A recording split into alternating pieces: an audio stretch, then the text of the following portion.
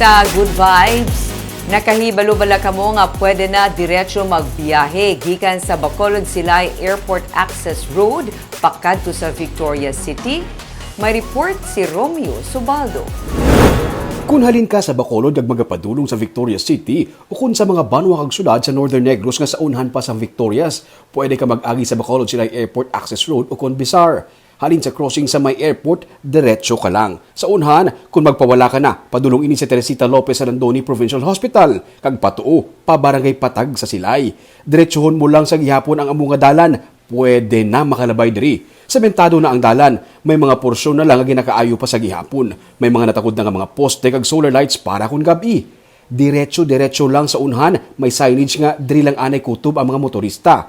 Turn left, kag diretso naman liwat. May gamay nga Hacienda Road nga wala pa masemento, pero sa unhan, sementado na naman liwat ang dalan. Kag pagwa mo, main highway na sa Victoria City. Likaw sa traffic ang inigadalan, kag hindi mo na kinahanglan pa maglabay sa main highway sa Talisay, silay kag ibi magalona.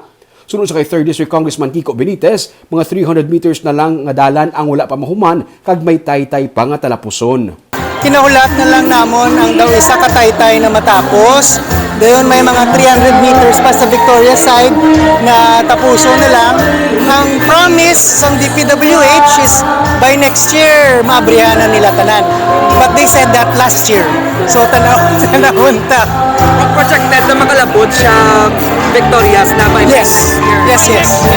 By next year supposedly. Suno pa sa kongresista nga ginapaabot nila nga mahumana ini sa marasod nga tuig kag ginapaabot nga makapahagan-hagan man ini sa trapiko sa main highway.